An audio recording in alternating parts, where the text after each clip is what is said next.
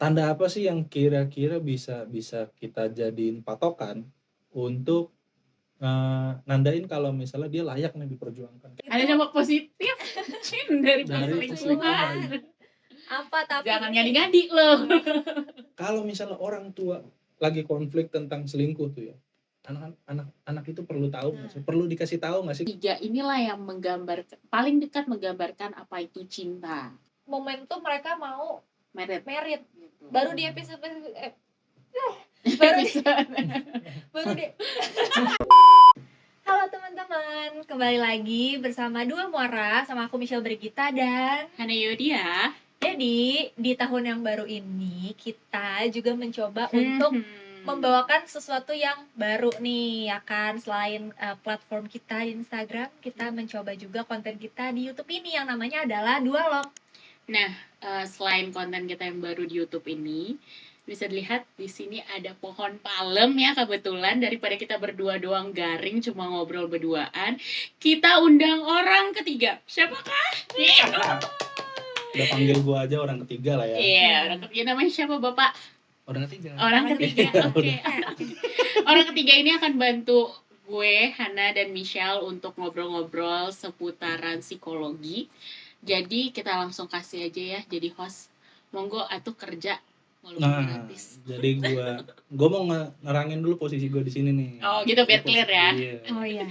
Biar tidak ada salah paham ya. Gue itu cuman perwakilan dari teman-teman yang ada di platform Instagram Dua Muara yang banyak ngasih pertanyaan via DM lah. Jadi deg-degan gue. Nah, jadi pertanyaan-pertanyaan itu nanti dikumpulin, kita pilih-pilih. Nah, gue yang bakal ngewakilin teman-teman semua buat ngasih pertanyaan ke mereka berdua. Karena ini episode pertama, Ya. gue mau nanya dulu nih. Dua Muara itu apa sih? Bisa dijelasin nggak? Karena kan baru pertama nih, perkenalan dulu lah. Kalau istilah kata orang kan tak kenal maka tak sayang. Ya, benar. Yuk, sok, monggo diperkenalkan Dua Muara itu siapa? Baca, dijawab. Oke. Jadi Dua Muara itu adalah sebuah platform yang aku dan Hana bangun, yang tujuannya itu adalah sebenarnya untuk spreading awareness aja tentang kesehatan mental, dan bisa juga jadi platform buat teman-teman yang memang tertarik untuk belajar psikologi. Jadi ya supaya kita bisa semakin mengenalkan dunia psikologi ke teman-teman ya, spreading awareness sih sebenarnya tujuan utamanya. Dan kebetulan juga kan ini gue sama Cele ini kan baru banget nih masuk magister profesi psikologi. Baru banget selesai semester 1. Baru banget semester 1. Maba ya? Masih maba. Dan kita dari 2 jurusan yang berbeda. Jadi Cele itu dari anak, psikologi klinis anak, dan gue dari psikologi klinis dewasa. Sehingga kita mikir, selama ini kita kayak ngobrol-ngobrol aja, kayak cuma ya ngobrolin psikologi, kayak brainstorming berdua, kayak kenapa nggak sekalian aja tuh dibuat platform, gimana? Mulia banget gitu. Sadis. Iya beneran daripada ngobrol-ngobrol doang, sekalian aja kita bikin Instagram dan sekarang gitu. Maksudnya daripada kayak kita ngobrol berdua nggak ada yang dengerin kan, kayak siapa tahu bermanfaat. Siapa tahu bermanfaat, karena kadang omongan kita tuh kayak ringan terus kayak lama-lama deep. Bisa ngomongin ini ya, teori-teori konspirasi. Berat jadinya nih. Tapi enggak. Gua berharap pertanyaan-pertanyaan dari teman-teman juga bakal dijawab sama mereka dengan seringan mungkin sih, kalau bisa bahasanya. Karena gue sendiri nggak nyampe otaknya kalau sampai harus ngasih jawaban-jawaban yang berat tuh, takutnya gue juga nggak bisa ngikutin nantinya. Iya, tapi jatuhnya emang kita berdua juga masih sama-sama belajar juga sih. Jadi dengan adanya Dua Muara ini, ya kita jadi ngulik-ngulik karena kita harus bikin konten kan. Jadi ngebantu emang jadi sarana buat gue sama Cele untuk ngulik juga gitu. Jadi sama-sama belajar intinya. Nah, kalau boleh tahu nih, dari Hana dulu deh. Kesibukannya sekarang apa sih? Selain kuliah, yang katanya tadi magister, ngambil profesi dewasa ya, klinis dewasa. Magister profesi psikologi klinis dewasa. Itulah panjang. Nanti mungkin kasih tulisannya biar nggak repot. Kesibukannya ya kuliah. Udah kuliah sama konten Dua Muara, kayak ngepost sharing terus ya paling ketemu Cele tiap hari sih. Oke. Aja. Jadi emang lagi fokus kuliah, cuma sekarang lagi libur sih. nanti akhir Februari baru kuliah lah. Oh, oke. Kalau Cele Tuh. kesibukannya apa nih? Kalau gue ya sama ya, kayak cuma kuliah. Tadi apa ngambilnya? Oh iya, ambil Jurusan? psikologi profesi klinis anak dan remaja. Wow. Dan remaja. Iya, magister Kayak gue profesi gini lah, klinis. masih anak-anak gini. Baby Anak-anak face. Anak tuh paling tua inilah. di sini. Remaja paling muda di sini. Ketiga ini. Dan kesibukannya selain kuliah, cuman bikin konten juga kan, Jangan punya lupa subscribe ya YouTube channel. punya konten YouTube juga, Instagram dan lain-lain, dan juga Dua Muara juga gitu. Sama kayak Hana, kalau kuliahnya ya nanti kita Februari baru mulai kuliah lagi, sekarang masih libur. Kontennya apa tuh kalau boleh tahu yang satu lagi tuh? Oh, yang satu lagi. Ya. Di bidang apa nih Kak? Apa sama-sama Oh, beda-beda. di ini juga, psikologi juga? Beda. Kalau saya pribadi punya platform untuk beauty. Jadi ya lebih ke creator, beauty influencer gitu lah ya. Kita tutorial Creator. makeup aja sekarang. Iya, makeup ala Jadi psikologi. Oke. guys, Nah, tadi tujuannya udah, terus kesibukan masing-masing juga udah. Oh iya, yang ngebedain nih antara Dua Muara sama digital platform edukasi psikologi sejenis lah. Mohon maaf, bedanya yang lain udah profesional, ini amatir. Iya. Itu nggak salah. Kita baru merangkak, yang lain udah lari. Itu nggak salah. Tapi nggak apa-apa, namanya anak-anak Iya, kan belajar iya, dari benar, merangkak nih. benar. Yang penting kan mau mulai ya, yang penting mau niat. Iya kan, ini dari kecil Dari kecil ngerangkak ngangkat dulu, ntar gede Iya. tinggal lari Tinggal ya. lari. Iya. Benar. Barangkali besok-besok udah ada sponsor. Wih. Iya, baru juga episode pertama. Nggak ada. Ngarep enggak. Ini subscribernya masih 0 kalinya nih. Tapi enggak serius. Apa nih yang ngebedain kalian sama digital platform edukasi yang lain? Yang membedakan karena itu tadi ya, kita sebenarnya berasal dari dua kepala nih. Kayak Hana kan dari psikologi dewasa, kalau aku dari psikologi anak dan remaja gitu. Jadi kadang-kadang konten-konten kita bawain di Dua Muara juga kita kulik dari perspektif yang berbeda, itu dari sisi Hana dan dari sisi aku. Tapi kan dari tadi manggilnya teman-teman doang nih.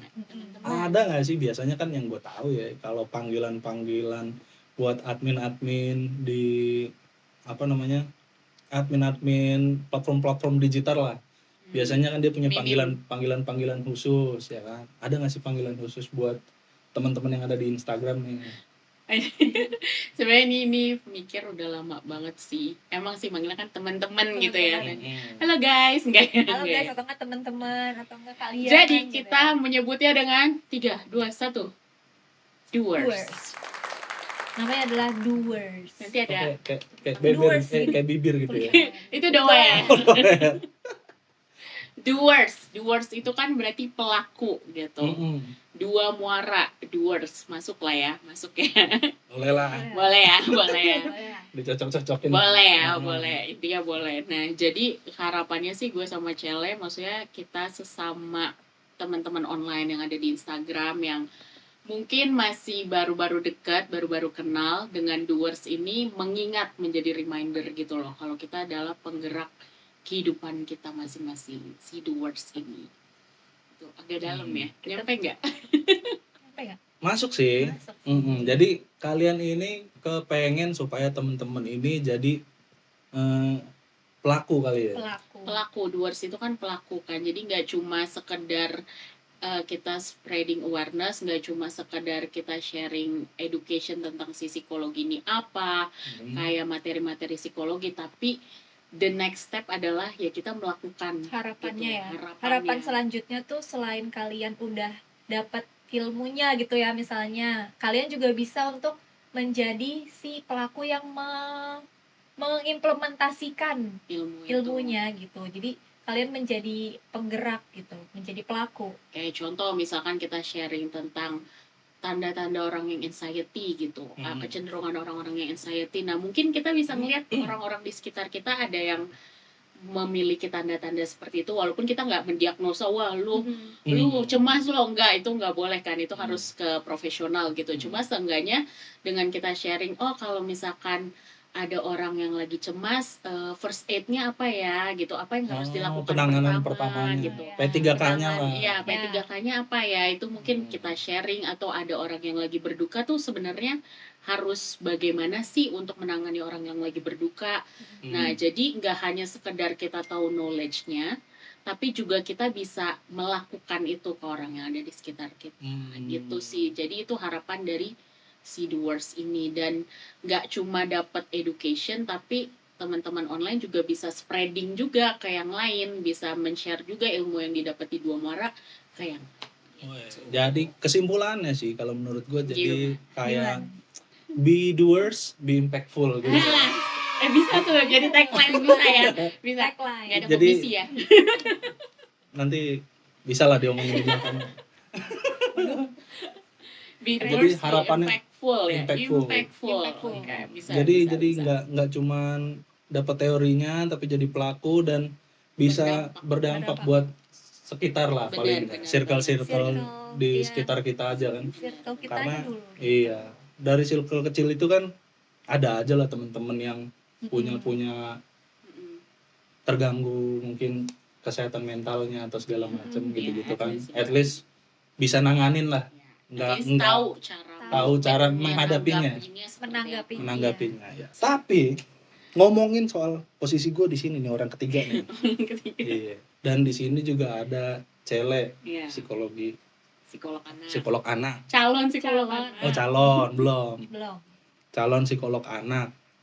Terus dia juga tadi bisa dibilang beauty influencer, creator dia bilangnya, jangan influencer. Dan Mungkin influencer, wah, berat kali ya Berat, kalau berat. menyandang nama influencer, berat ya. berat. Beauty creator. Beauty creator. Gua ngeliat kesamaan di sini. Kan baru-baru ini lagi rame nih soal film apa, layangan Tiwel. Aduh, it's my dream, not her, my dream. Nah, di series layangan putus itu kan ada Anya Geraldine tuh. Halo Anya. Ini sih Barangkali udah nonton. pernah. Iya gitu. Ada Anya Si Geraldine paling di, nonton nih. di situ, tapi kalian pada nonton kan? Nonton.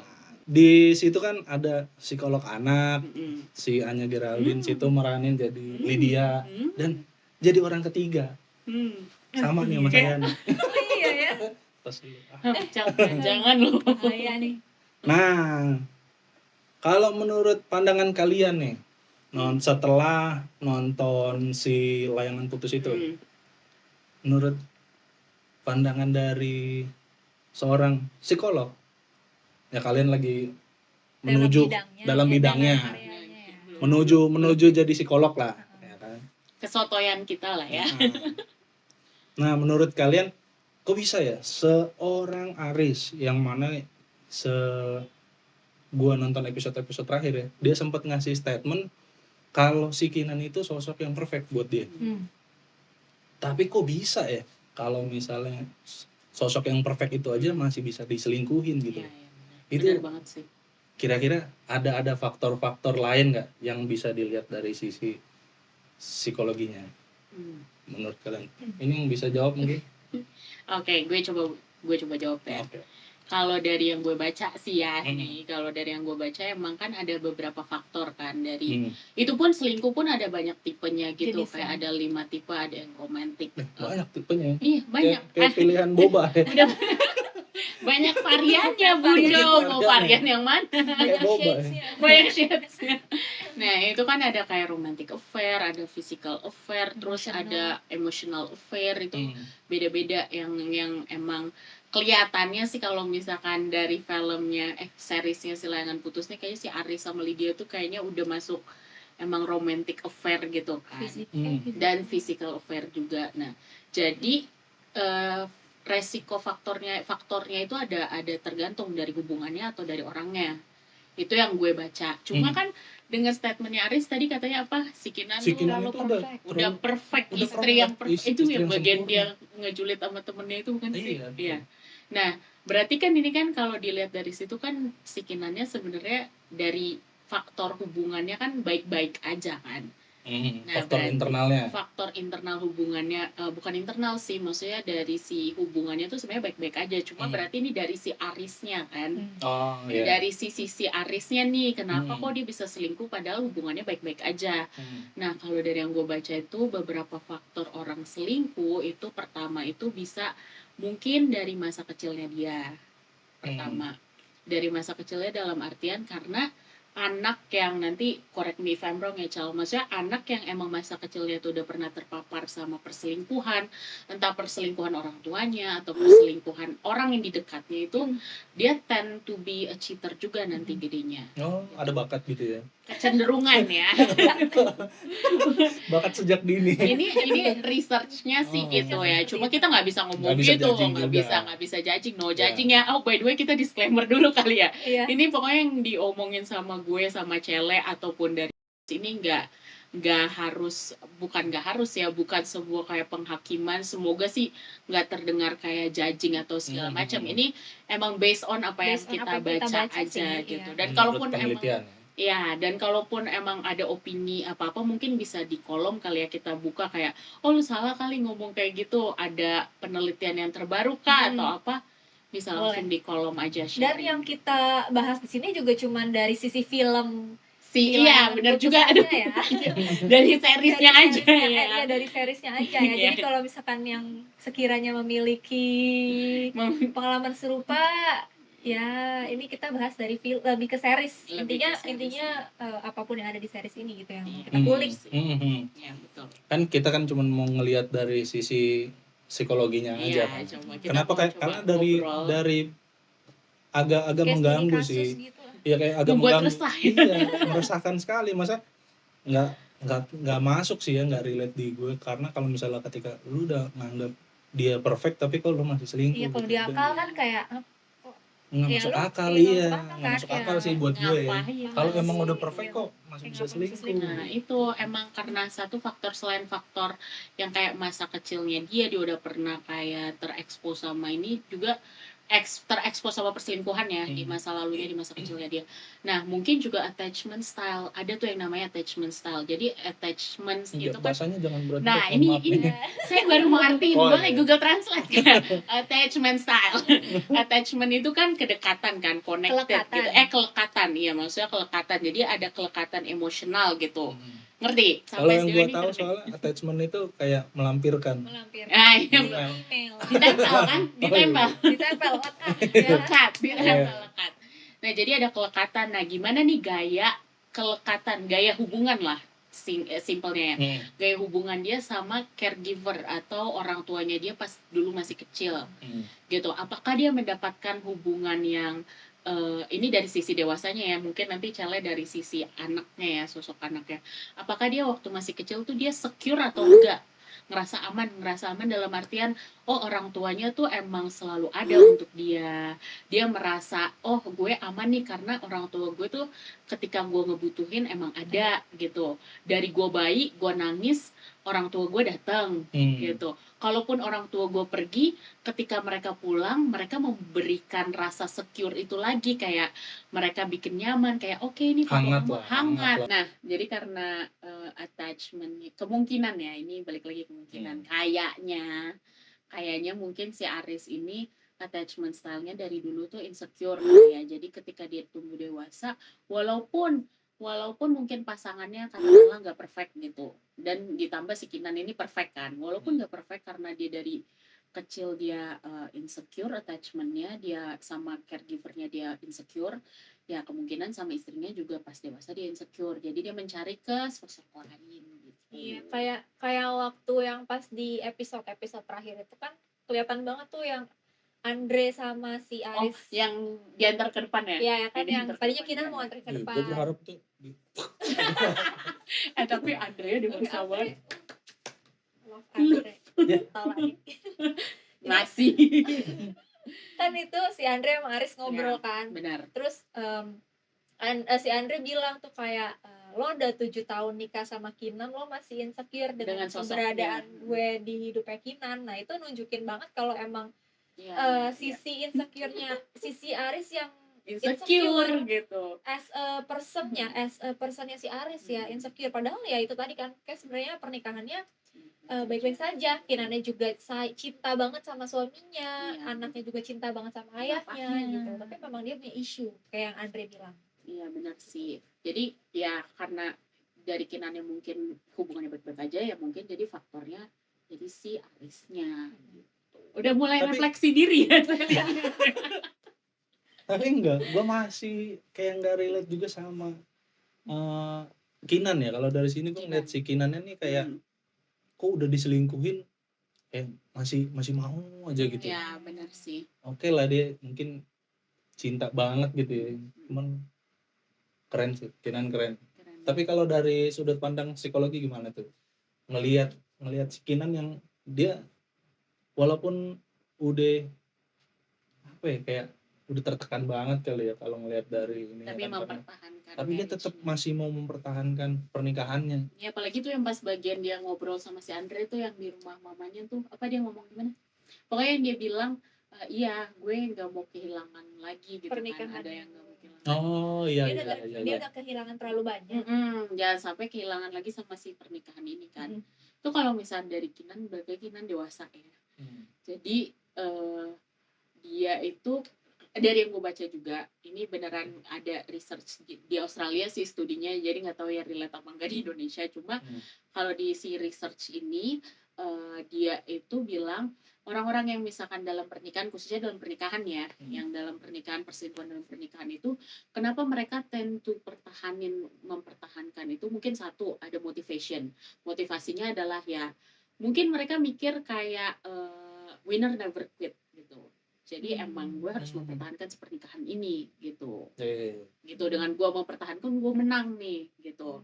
Ini dia kualitatif study, jadi kayak diwawancarain gitu satu-satu pasangan yang emang pernah entah yang selingkuh atau yang jadi korbannya gitu. Nah rata-rata jawabannya satu, motivation. Terus yang kedua itu mereka juga kayak treasuring kindness deh kalau nggak salah. Jadi pokoknya intinya dia masih melihat sosok, oh dia masih ada sosok baiknya kok gitu. Pasangan gue walaupun dia selingkuh dia tetap ada positifnya. Itu kan yang bikin si Arisnya juga pede kan. Nah Dia itu nggak mungkin nyerahin. Gue gue nggak pernah ngomong, kerja buat lu sama Raya gitu. gue nggak pernah ngomong kasar sama dia, yang dia waktu cerita sama teman-temannya juga kan. Mungkin salah satunya itu juga kali yang bikin si Arisnya pede. Dan satu lagi kan yang bikin Arisnya pede itu kan apa tuh yang bapak, karena orang tuanya Kinan. Si Aris bilang kalau orang tuanya waktu Kinan kecil, Kinan tuh jarang melihat orang tuanya, ayah dan ibunya duduk satu meja gitu. Dan ini pikiran Aris ya, Aris merasa kalau Kinan gak mau hal itu terjadi sama Raya gitu. Jadi Kinan gak akan mau nyerahin Aris. Ini asumsi Aris, motivasi Kinan gak mungkin lah. Jadi ya itu ada ini masih melihat sosok positifnya, terus udah gitu ya ada maknanya lah gitu. Banyak yang jawabnya kayak gitu, dengan mungkin dengan perselingkuhan ini ada maknanya, ada maksudnya, mungkin biar kita makin lebih deket gitu dengan pasangan kita gitu segala macam. Dan yang terakhir adalah support dari orang-orang yang di sekitar gitu. Apakah keluarganya mensupport ya udah jangan selingkuh, jangan ya jangan selingkuh. Apakah lu ya emang nggak bisa gue salah kayaknya gitu. Jadi itu yang biasanya membuat seseorang tuh bertahan gitu. Nah kalau sedangkan misalkan nih mereka udah bertahan, lanjutnya mereka active reconciliation ya. Jadi active reconciliation itu mereka apa sih reconciliation bahasa Indonesia? Rekonsiliasi. Kayak berdamai gitu ya. Musyawarah. Aktif jauh. Beda ya. Google Translate. KBBI. Jadi kayak ya mereka forgiveness. Terus yang terpenting adalah gimana mereka mau memanaging negatif memorinya. Kalau udah diselingkuhin walaupun kita udah maafin kan tetap suka keinget-inget kan. Kayak ingatan akan peristiwanya tuh tetap suka keinget-inget. Ketawa sih, jadi kayak ada sesuatu. Kayak kaca kalau pecah ya mau bisa ada. Bisa nggak ambil kertas kayak yang di kayak bahasa anak senja ya. Udah nggak akan gitu. halus lagi gitu sih. Jadi ya balik lagi kenapa dia bertahan ya mungkin Kinan termasuk yang memiliki 3 hal tadi itu motivation, terus dia ngelihat kindness sama making meaning dan support itu 4 hal itu. Keren ya Kinan. Kalau dari sisi anak nih dari tadi Ya. nih yang dewasa udah ngoceh mulu. Iya, aus sponsor lagi. Apa? Kalau dari sisi anak gimana sih ngelihat kan si Raya, Raya, si iya. Raya. Raya dan juga. Brandon. Oh iya. Iya. Brandon. Brandon Tapi karena juga kalau si Brandon kan kelihatannya kayak agak lebih emosional. Iya. Kalau si Raya kan dia lebih Yang lebih stabil lebih gitu stabil ya. kan. Itu kalau dari sisi psikolog anak gimana tuh? Ini sebenarnya yang dilihat dari Raya mungkin efek ya. Jadi apa sih efek yang bisa Raya Oh iya benar. miliki ketika anak-anak memiliki orang tua yang berselingkuh, gitu kan. Khususnya kalau terutama di film ini kan ayah ya, sosok ayah gitu yang Kalau berselingkuh. Brandon kan mamanya. Mamanya kan. Kalau Ya, Mak. iya. Apa efeknya kalau anak perempuan yang ayahnya berselingkuh itu kayak tadi Hana udah sempat singgung Iya, juga sih, exposure iya, ya.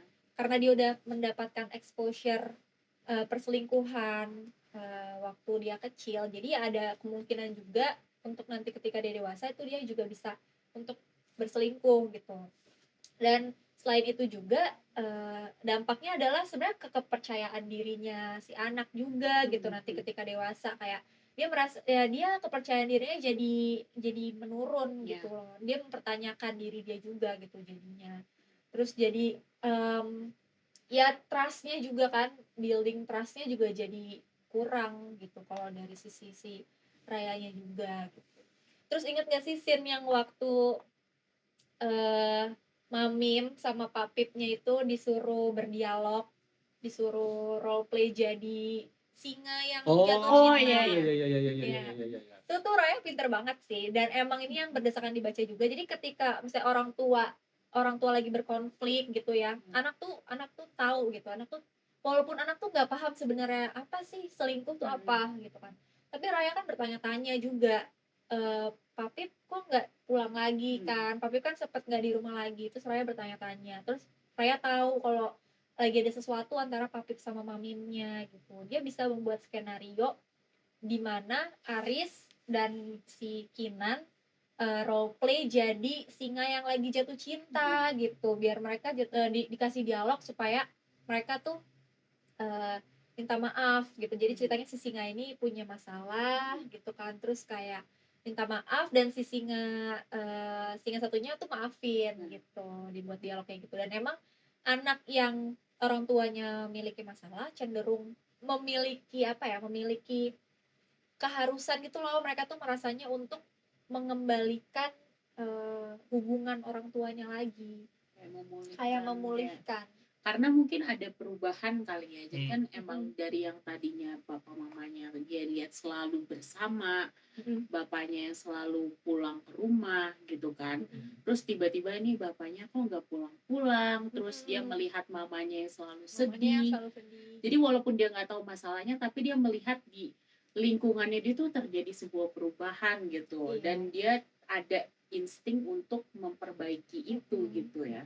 Dan Raya juga anak bisa jadi merasa kayak ditinggalkan gitu loh sama orang tua, left behind gitu. Walaupun sebenarnya kalau dari film kan sangat terlihat usaha dari Kinan dan Aris untuk ngasih affection ke Raya. Iya benar sih. Kan, walaupun Aris ya. itu dia tetap iya ya, walaupun maksudnya. Aris nggak di rumah juga, tapi tetap perhatian.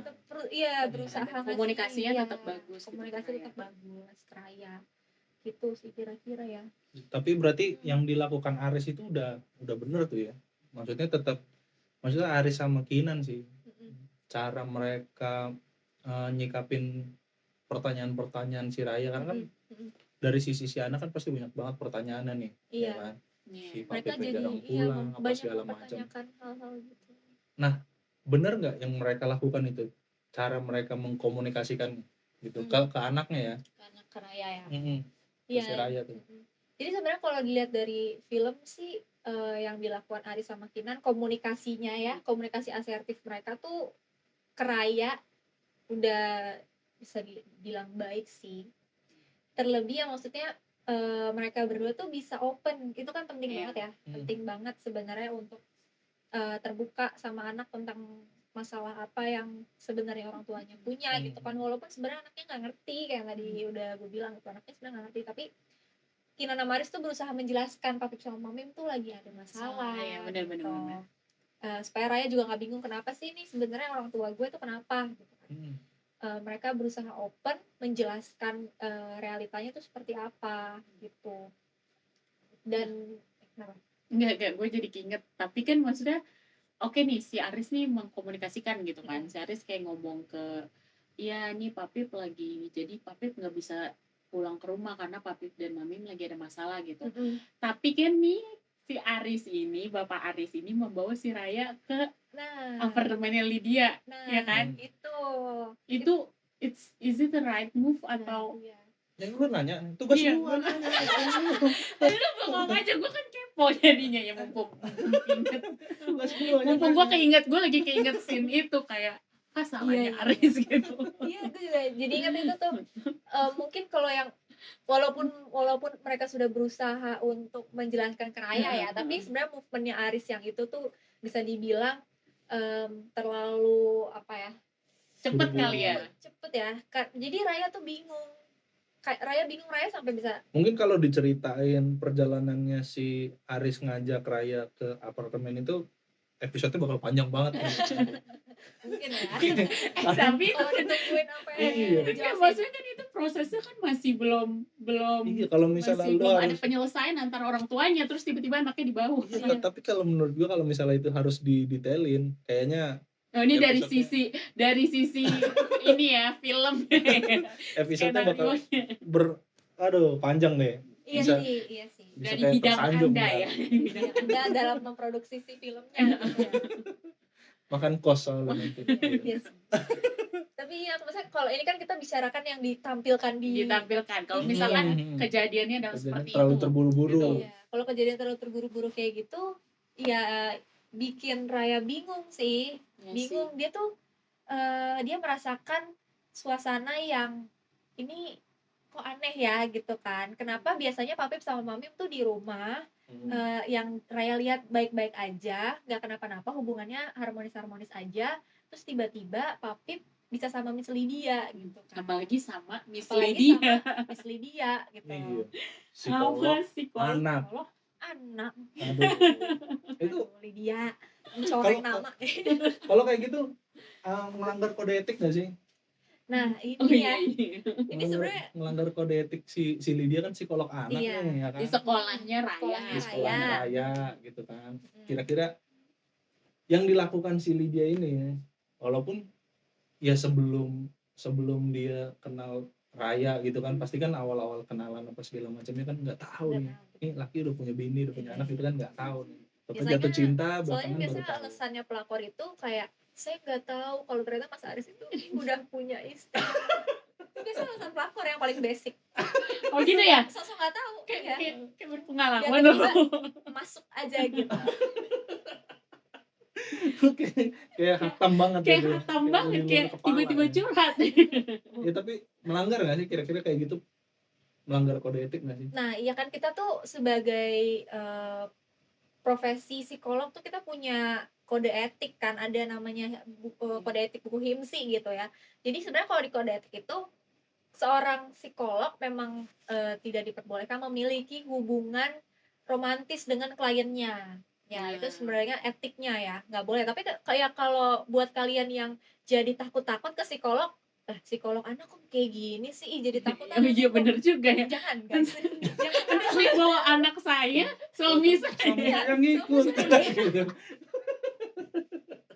Apalagi ke psikolog cewek, waduh bahaya. Psikolog anak lagi ya. Aduh, nggak gitu kok, tenang. Kita punya, kita tuh disumpah. Oke, dokter ya? Iya, kita juga punya sumpah profesi. Yakin lah sumpah gitu. Jadi itu kita tidak boleh melanggar kode etik, kita nggak boleh memiliki hubungan romantis dengan klien kita gitu. Nah cuman nih ya pertanyaannya sebenarnya Lydia itu kan kalau ke Raya itu kan guru sebenarnya ya di sekolah ya kan, kalau sama Brandon baru Lydia jadi psikolognya Brandon, Iya. ya kan. Tapi Lydia sama Raya tuh sebenarnya jatuhnya guru di sekolah, Iya. karena Raya tidak secara langsung Oh, berarti melanggar kode etiknya sebagai konseling. guru. Ya, Mungkin ya, Moral ya. mungkin moral memang. moral juga ya, tahu diri aja gitu kan. Kok udah mulai emosi. Kipas kayaknya nih.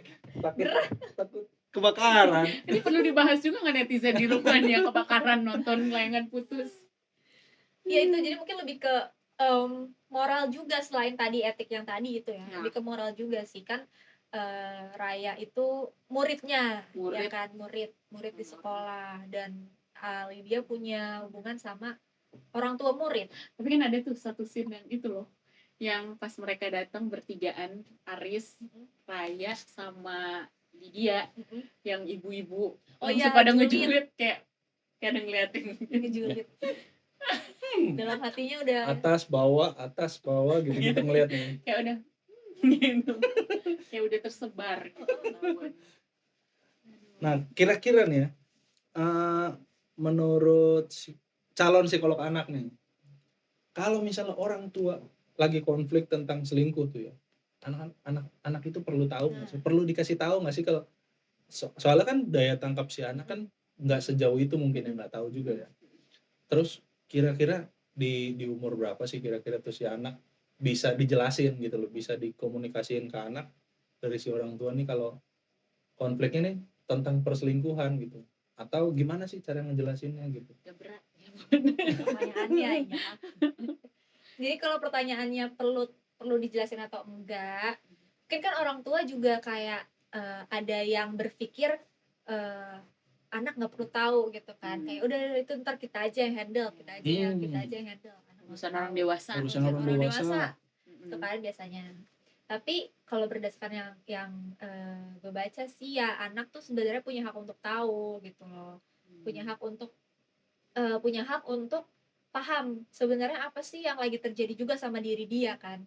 Ya kan, sama orang tuanya ya itu juga karena itu berpengaruh banget ya sama sama emosionalnya dia juga gitu kan. kayak si Brandon suka ngamuk-ngamuk. Iya, kayak gitu. Brandon kan jadinya suka tantrum di sekolah gitu kan, ke bawah sebenarnya efeknya bisa sampai Ariel tantrum. Oh, beda. Ariel Noah.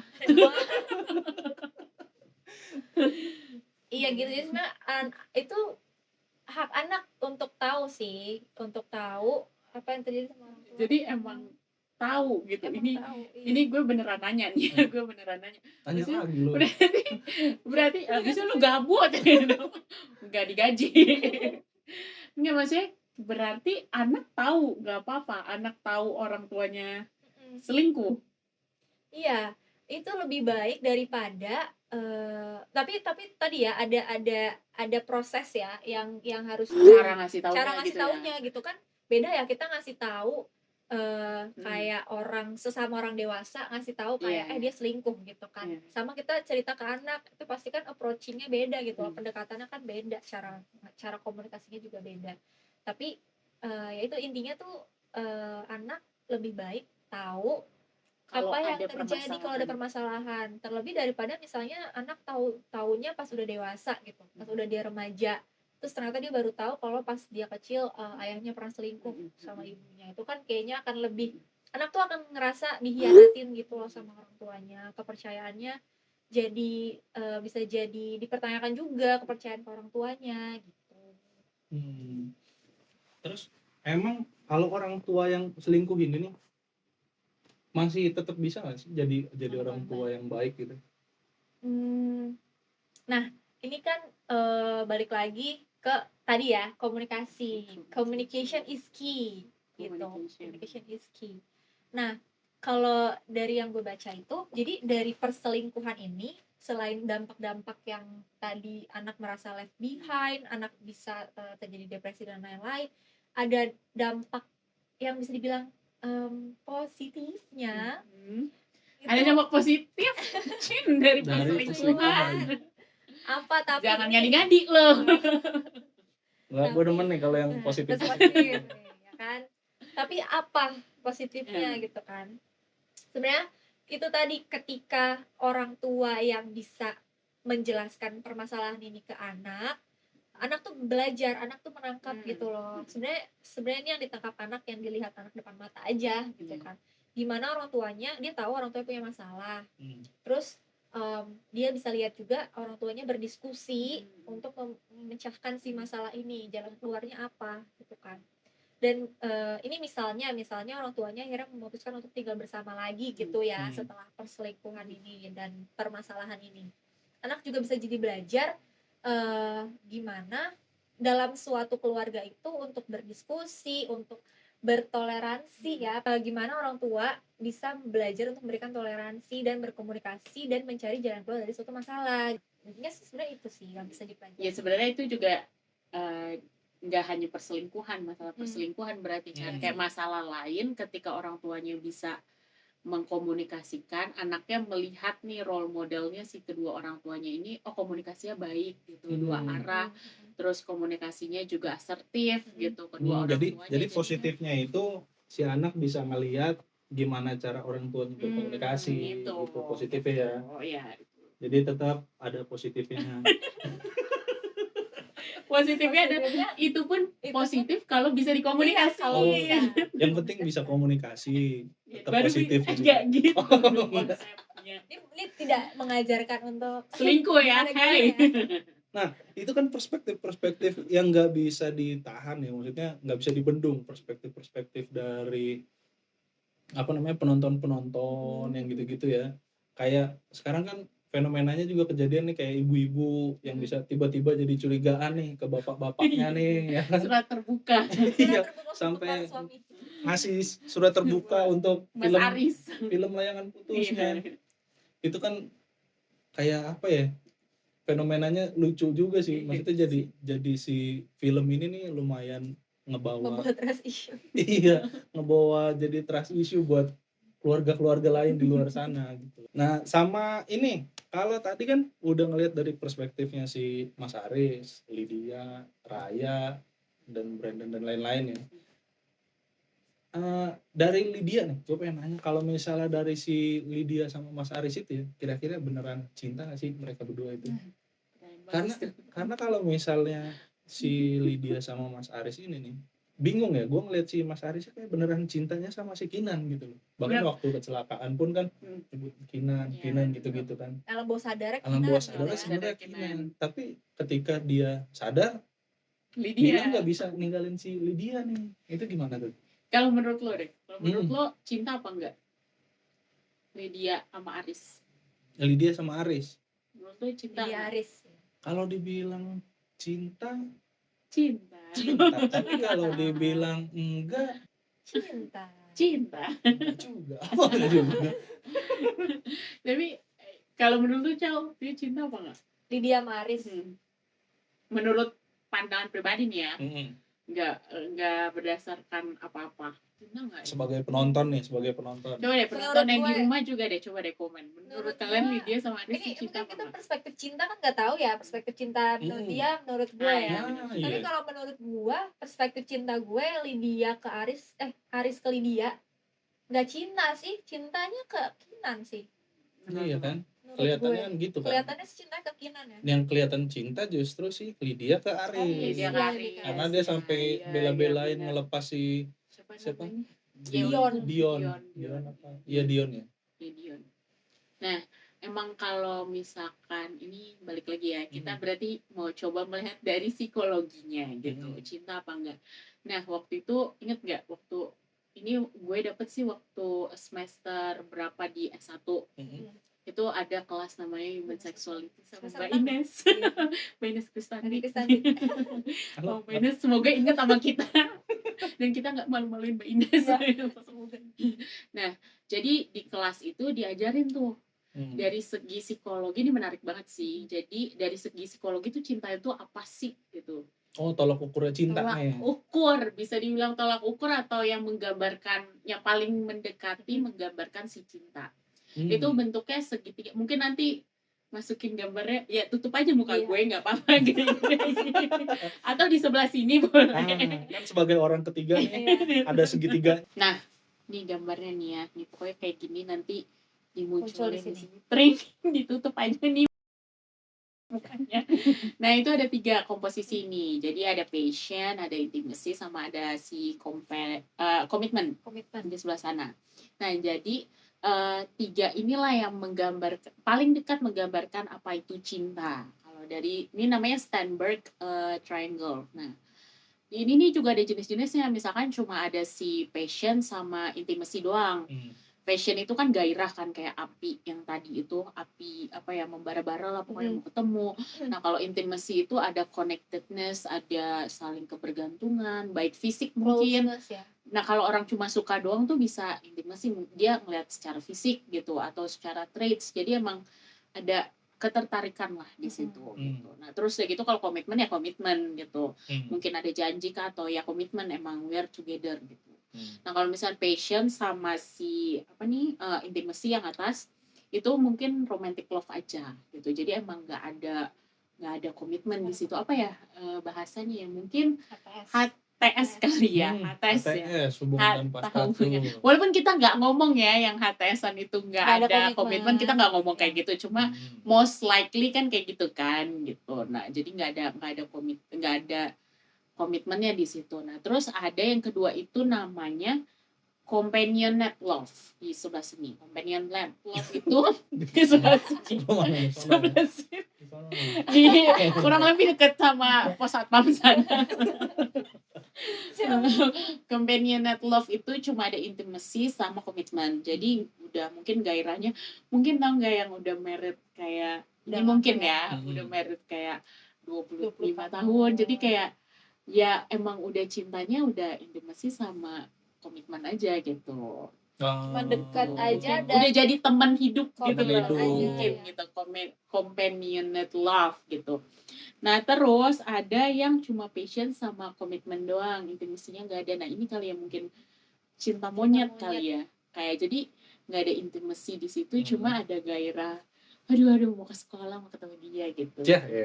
Tapi udah pacaran gitu ya, kita udah pacaran ya gitu kayak. Udah ada komitmen sama passion gitu. Itu namanya cinta menggebu-gebu gitu ya. Iya, fatuous love. Yang kayak aku janji aku bakal menemani kamu. Itu komitmen kan gitu kan. Kayak aku janji aku bakal menemani kamu. Postingan anak kecil yang di Facebook gitu ya. Bukan. Mereka nyoba niru gitu.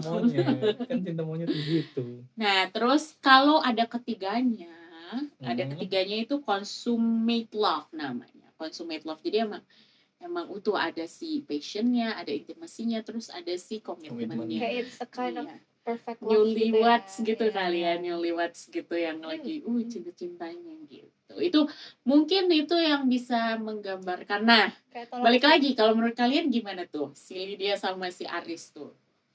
Kalau menurut gue, kalau menurut lo dia yang mana? Pasti intimasinya ada. Intimasinya udah pasti banget. Intimasinya udah pasti passion banget. Ada. Passion ada. Passion. Komitmen nih yang dipertanyakan. Iya. Karena selama ini Aris kan cuma ngomong-ngomong doang kan, kayak Monica sama Lydia, tapi kayaknya di post-post terus tuh. Aris juga nggak pernah ngasih penjelasan kapan momentum mereka mau married. Gitu. Baru di episode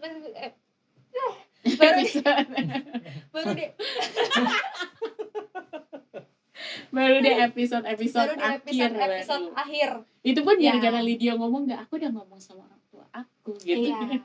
Nah, udah gitu juga si Aris masih yang kayak tunggu aku ngomong sama Kinan lah, tunggu setidaknya restu dari Kinan gitu lah. Ya, itu. Jadi kalau misalnya itu dibilang consummate love itu iya apa enggak menurut kalian? Kayaknya kurang lengkap ya, kayak komitmennya masih nggak ada. Tadi yang nggak ada komitmennya berarti yang HTS dong. Yang nggak ada komitmennya. Yang kayak iya kan? Berarti kan yang cuma intimasi sama si passion doang. Iya. Jadi kayak mereka menjalani percintaan ini tapi nggak tahu gitu. Nggak tahu mau ke arah mana. Mau ngapain. Berarti kasihan juga dong posisinya si Lydia. Iya sebenarnya. Kan pasti yang nonton juga walaupun nggak suka sama Lydia pasti ada satu momen yang kayak kasihan cewek gitu. Iya, karena kan dia jadi harus milih mau sama si siapa? Dion ya. Dion atau tetap bertahan sama si Aris. Jadi Ini balik lagi ya, ini yang di series Iya, gitu. iya. Walaupun ini di series juga, kita juga nggak menghakimi Lydia yang di series banget juga sih. Kita kan nggak tahu. Itu kan cuma episode-episode Dia doang. kan hanya tetap. Bisa diganti nggak? Karena Mukanya jadi netizen bisa pada posting-posting marah-marah ke Instagram aslinya Aslinya, si Anya itu kocak sih. Parah banget. Lekat banget tuh. Bakat banget. Terus kalau misalnya nih tanda-tanda nih pasangan, misalnya ada pasangan nih yang selingkuh, ya kan? Tanda apa sih yang kira-kira bisa kita jadiin patokan untuk nandain kalau misalnya dia layak nih diperjuangkan? Kayak misalkan Kayak soalnya kan si Kinan Kinan gitu nih, ya, Kinan iya. mau memperjuangkan ya. Mungkin ini bakal jadi pertanyaan terakhir dari gue Dari perwakilan. netizen. Dari orang Iya. ketiga ini. Doers, first doers. Menarik pertanyaannya nih. Menarik. Iya sih, karena kan Kinan ini pengen banget mempertahankan si Aris ya. Sedangkan kita harus lihat juga apakah dia layak untuk diperjuangkan apa enggak gitu kan. Kalau dari yang gue baca lagi, balik lagi, itu dia ini sosok yang selingkuh ini, yang pertama dia harus menerima konsekuensi dulu. Kayak dia accept responsibility gitu. Kalau misalnya ya konsekuensi gue udah selingkuh, ya mungkin istri gue akan lebih curigaan, terus mungkin dia akan minta gue untuk Yang gak selingkuh aja istri-istri Iya. pada curiga ya sama bapak-bapak. digeneralisasiin Iya. gitu ya. Nah itu dia harus terima konsekuensi itu dulu gitu. Jadi ya jangan risih gitu istilahnya gitu. Kalau emang dia mau gitu, dianya juga mau si pelaku selingkuh ini juga dia mau untuk stay together. Oke, gue mau memperbaiki hubungan gue dengan istri gue, atau gue mau memperbaiki hubungan gue dengan suami gue gitu. Satu, dia terima konsekuensi. Terus yang kedua itu dia juga membuat decision, yaitu membuat keputusan itu apakah dia beneran mau meninggalkan yang pasangannya yang selingkuhannya itu atau enggak gitu. Nah terus ya kedua itu dia membuat decision itu. Terus ketiga jujur, dan yang keempat adalah dia minta maaf. Coba. Oh iya Coba nih, gue mau nanya, ada nggak scene yang Aris minta maaf ke Kinan? Nggak ada. Bahkan kan si Kinan ya? sampai Nggak ada kan? Iya kan Aris nanya nih, bisa gue jadi Aris nih ceritanya nih. Gimana? Kamu mau apa lagi sih? Kamu mau tuh apa? Terus Kinan, maaf. Keren banget sih. Keren banget sih. Kayak yang dia mau tuh minta maaf dari si Aris. Gue mau tepuk tangan untuk Putri Marino, terus Reza Radian sama Anya Geraldine. Buat semua pemeran-pemeran itu actingnya Actingnya keren sampai bisa mempengaruhi ibu-ibu yang Sebenarnya ada satu lagi sih yang pengen gue tanyain. Kan dari tadi perspektifnya udah dari semua pemerannya ya. Cuman ada satu nih yang kelewat nih. Siapa? Pemeran pembantunya. Ada si Mbak Lastri, ada si Mbotun gitu kan. Gimana nasib mereka dari sisi psikologi gitu kan, kayak kasihan juga kan sebenarnya. Melihat huru-hara prahara rumah tangganya. Tapi Mbotun akhir-akhir udah nggak ada loh. Iya, soalnya sih kalau menurut gue ya, ini si Mbotun nih udah lagi sibuk ngurusin anaknya. Si Sur di film. Ya bukan itu secara langsung connect Sur. Di film ini fotokopier penyalin cahaya. Itu sebenarnya itu juga bagus banget. Itu nadar itu bagus juga tuh untuk kita selanjutnya kali ya diskusi studi itu keren sih. Tapi itu untuk film next film sih itu dibuat dibahas itu cakep banget sih. Yang buat kalian yang belum nonton. Buat kalian yang belum nonton, kalau di wajib bahasa nonton. Indonesia nya apa penyalin cahaya ya. Keren banget, nonton deh. Iya, dan Indonesia. Film Indonesia keren. Iya itu keren. Buat semua teman-teman doers ya, kita manggilnya semua teman-teman doers. Kalian buat yang mau punya pertanyaan bisa silakan komen di bawah atau juga bisa juga DM di Instagram ya. Instagram boleh banget. Nanti yang bakal balas tuh mereka berdua langsung nih adminnya nih. Kalau saya cuma ngasih pertanyaan aja. Pertanyaan-pertanyaan ini nih dari doers nih, lu yang nanya gitu. Cuma tukang nyusahin aja sih, kebetulan orang ketiga. Dari Instagram itu ada di @duamuara_. Jangan lupa juga buat komen dan subscribe Mungkin juga komen-komen kalau mau nambah-nambahin dari pembahasan kita, Iya. Boleh banget. itu boleh banget. Kita Mau terbuka. koreksi juga boleh. Kritik yang membangun boleh Iya, banget. boleh. We are open for critic. Terus kayak ada pendapat lain mungkin. Pendapat lain, pandangan lain. Pandangan Mungkin lain. ada yang mau ceritain pengalamannya Cerita dulu pengalaman. jadi mbotun. Mungkin punya pengalaman yang sama ya kan? Di komen. Iya. Oh, yang lu baca. Biasanya kan kalau di WTV tuh di atasnya Ada komen. ada komen-komen kan kayak pernah di posisi Raya, Itu ada pernah di posisi Lydia, ada yang komen pernah di posisi Batu, pernah di posisi Lastri. Tapi itu keren loh. Ini balik lagi ya. Si Mbak Lastri itu kan dia Profesional. nggak ngomong, dia profesional. Yang waktu si Kinannya datang sama si Andre, yang si Kinan Aris nanya. lagi begituan sama si Lydia di atas, kan Kinan nanya bapak di mana? Dia kayak karena kan ada si Andre. Mungkin itu pelajaran. Pelajaran yang bisa diambil dari Lastri itu Kalau ada di profesional. posisi itu profesional. Profesional dalam Konfidensial itu, Confidentiality, konfidensial, kerahasiaan dari atasan atasan. di rumah gitu. Jadi sekali lagi jangan lupa komen dan subscribe, nyalakan juga loncengnya, barangkali nanti ada episode berikutnya yang bakal mungkin nggak seru-seru amat, Iya, mungkin boring kayak gini. bakal garing kayak yang Makasih lo sekarang. udah nonton sampai akhir. Iya, kasihan juga sih sebenarnya, kasihan kaliannya ya, kasihan kaliannya nih dengerin kita ngoceh nggak jelas. Jadi thank you buat semua teman-teman yang udah nonton sampai habis, and goodbye. Capek ya Pak Aris ya? Selesai juga. Itu dulu berisik banget HP gue. Tapi dari tadi kan bahas selingkuh nih. Emang selingkuh artinya apaan? Iya, gak disebut. Yang gue baca waktu itu, selingkuh itu pokoknya artinya nih kan misalnya ada 2 orang yang udah komitmen, yang kayak triangle love yang tadi gue jelasin itu, dia udah komitmen at least. Nah, terus salah satunya itu memiliki hubungan dengan orang lain. Yang dimana orang yang jadi korbannya, misalkan si A dan B, B-nya punya hubungan sama si C. Si A-nya itu merasa terhianati. Gitu. Jadi kalau si salah satu pihak merasa terhianati, baru dikatakan itu selingkuh. Iya, bisa dibilang gitu. Kalau enggak, bukan selingkuh berarti.